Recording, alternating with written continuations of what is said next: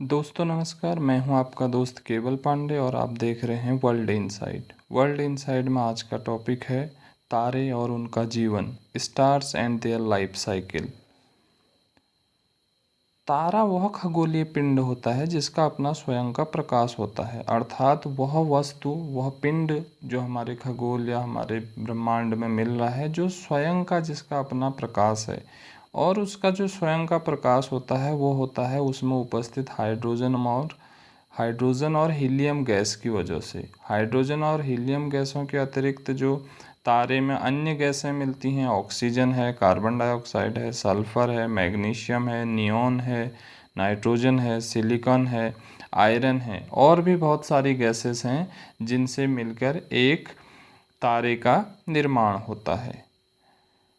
तारे आखिर चमकते क्यों हैं? यह बहुत बड़ा सोच का विषय है कि जो तारा है उसमें प्रकाश आखिर आता कहाँ है। तारे में प्रकाश का कारण होता है तारे के नाभिक में होने वाली नाभिकीय अभिक्रिया। और नाभिकीय अभिक्रिया होती है हाइड्रोजन के अणुओं में। जब हाइड्रोजन के अणु आपस में मिलते हैं तो वो करते हैं न्यूक्लियर फ्यूज़न, जिसको नाभिकीय संलयन बोलते हैं। और न्यूक्लियर फ्यूज़न से वहाँ पे हीलियम की उत्पत्ति होती है और विशाल मात्रा में एनर्जी की उत्पत्ति होती है और न्यूट्रॉन की उत्पत्ति होती है। तो हाइड्रोजन के अणुओं में होने वाले नाभिकीय संलयन क्रिया से तारे चमकते हैं, जिससे हीलियम गैस और अत्यंत मात्रा में एनर्जी की उत्पत्ति होती है। आखिर कैसे बनते हैं तारे?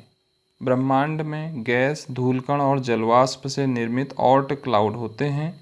जब ऑर्ट क्लाउड में क्या होता है, संघनन की क्रिया होती है, तो उससे बनती है निहारिका, जिसको नेबुला भी कहा जाता है। और निहारिका में जब अत्यंत संघनन होता है तो संघनन से बनता है प्रोटोस्टार। अब संघनन की क्रिया के तीन प्रमुख कारण हैं। तीन कारणों से संघनन की क्रिया वहाँ पर हो सकती है। या तो किसी तारे में विस्फोट हो जाए, तो विस्फोट होगा तो जो अन्य वहाँ पर जो नेबुलर है, जो निहारिका है, उस निहारिका के कणों में गति उत्पन्न हो जाएगी। या फिर कोई बड़ा पिंड या तारा ऑर्ट क्लाउड के बगल से गुजरे तो उससे भी उस तारे की गुरुत्वाकर्षण शक्ति से जो नेबुला है, जो निहारिका है, उसके कणों में गति उत्पन्न हो जाएगी। या फिर कोई और ब्रह्मांडीय घटना घटित हो जाए जिसकी वजह से वहाँ पे संघनन की क्रिया घटित हो जाए। अब प्रोटोस्टार में क्या होती है, घूर्णन क्रिया होती है। और घूर्णन क्रिया से क्या होता है, इसका जो संपूर्ण क्षेत्र है वो केंद्र की ओर दबाव बनाने लगता है, जिससे हाइड्रोजन का संलयन होने लगता है और एक तारे का जन्म होता है। हाइड्रोजन में संलयन की क्रिया से किसी तारे के केंद्र में हीलियम की उपस्थिति होती है। जैसा कि हमने अभी बात की कि हाइड्रोजन के अणु आपस में जब नाभिकीय संलयन क्रिया करते हैं, न्यूक्लियर फ्यूजन करते हैं, तो हाइड्रोजन कन्वर्टेड इनटू हीलियम। तो हीलियम की उपस्थिति बढ़ने लगती है और केंद्र में अत्यंत तापमान की मात्रा बढ़ने लगती है। केंद्र में हीलियम की बढ़ती मात्रा से क्या होता है, जो हीलियम के कण हैं, जो हीलियम के अणु हैं, आपस में संलयन क्रिया करने लगते हैं और वो कार्बन डाइऑक्साइड में या कार्बन में बदलने लगते हैं।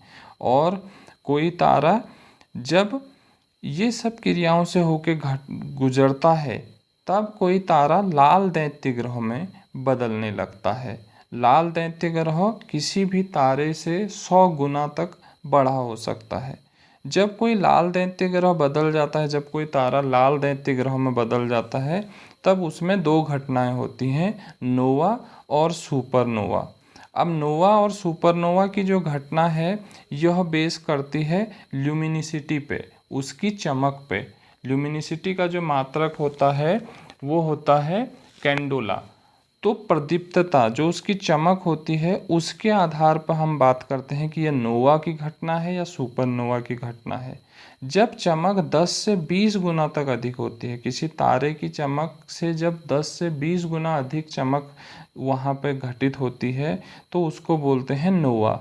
और जब चमक 20 गुना से भी अधिक बढ़ने लगती है तो वह घटना कहलाती है सुपरनोवा। तो नोवा और सुपरनोवा की घटना किस पे निर्भर कर रही है? चमक पे, ल्यूमिनिसिटी पे, प्रदीप्तता पे, जिसका मात्रक की जो इकाई होती है वो होती है कैंडोला।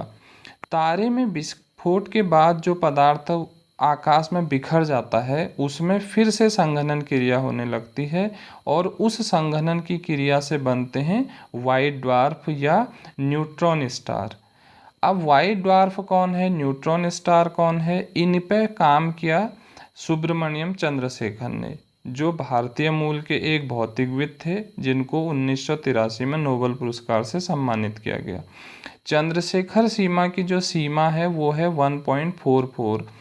तो जब कोई तारा चंद्रशेखर सीमा से छोटा होता है अर्थात 1.44 से उसका जो द्रव्यमान होता है वह कम होता है तो उसको बोलते हैं वाइट ड्वार्फ या सफ़ेद वामन। और जब कोई चंद्रशेखर सीमा से अधिक होता है अर्थात उसका द्रव्यमान 1.44 से अधिक होता है तो वहाँ पर बनता है न्यूट्रॉन स्टार। और अगर हम चंद्रशेखर सीमा के जो द्रव्यमान को इंगित करता है, चंद्रशेखर सीमा की जो सीमा 1.44 है वह किसी भी पिंड के द्रव्यमान को निर्भर करती है और जो सूर्य का द्रव्यमान है वो होता है 1 मिलियन। अब तारे का जीवन, life cycle of A star. सबसे पहले हमने बात की कि जो हमारा ब्रह्मांड है, ब्रह्मांड में सबसे पहले गैसेस, वाटर वेपर और डस्ट पार्टिकल से निर्मित एक ऑर्ट क्लाउड था। ऑर्ट क्लाउड किस में बदलता है, संघनन की क्रिया से नेबुला में बदलता है और जब नेबुला में संघनन की क्रिया होती है तो वो प्रोटोस्टार में बदलता है। प्रोटोस्टार दो मुख्य भागों में टूट जाता है, मेन सीक्वेंस स्टार होता है और फिर मेन सीक्वेंस स्टार। दो अलग अलग दिशाओं में आप इस चित्र में देख रहे हैं, नॉर्दर्न की ओर और सदर्न की ओर। इन दोनों से ही मिलके बनता है लाल दैत्य ग्रह जिसको हम बोले थे रेड जायंट स्टार। अब ये रेड जायंट स्टार भी दो भागों में बढ़ता है, यहाँ पे भी दो घटनाएं होती हैं, प्लेनेटरी नेबुला बनता है या फिर सुपरनोवा। जो हम बात कर रहे थे नोवा और सुपरनोवा की, तो नोवा और सुपरनोवा की घटना यहाँ पे घटित होती है। तो प्लेनेटरी नेबुला फिर वाइट ड्वार्फ में बदलता है और white dwarf ultimately black dwarf या जिसको हम कृष्ण वीवर ब्लैक होल बोलते हैं उसमें कन्वर्ट होता है। सेम सुपरनोवा की स्थिति में भी होता है, या तो वो न्यूट्रॉन स्टार में बदलता है या फिर वो ब्लैक होल में बदलता है। तो ब्लैक होल क्या है, ब्लैक होल की अगर हम बात करें तो वाइट ड्वार्फ और न्यूट्रॉन स्टार में जब अत्यधिक संघनन होने लगता है, उसमें जब सारी चीज़ें केंद्र की ओर सिकुड़ने लगती हैं तो उस संघनन की क्रिया से कोई तारा ब्लैक होल में बदल जाता है। और ब्लैक होल एक ऐसी घटना होती है जहां गुरुत्वाकर्षण शक्ति अत्यधिक मात्रा में होती है और उस क्षेत्र में इतना ज़्यादा गुरुत्वाकर्षण होता है कि प्रकाश भी बाहर नहीं निकल पाता है। अगर किसी क्षेत्र से प्रकाश भी बाहर नहीं निकल पा रहा है, that area known as black whole.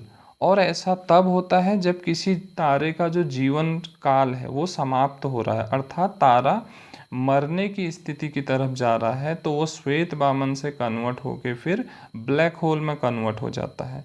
Black hole में क्या है कि गुरुत्वाकर्षण की शक्ति इतनी अधिक है कि वो हर चीज़ को अपनी ओर समाहित करने लगता है, हर पिंड को अपनी ओर खींचने लगता है, इसलिए वो आसपास के प्रत्येक चीज़ को अपने अंदर खींचने लगता है, अपने अंदर समाहित करने लगता है।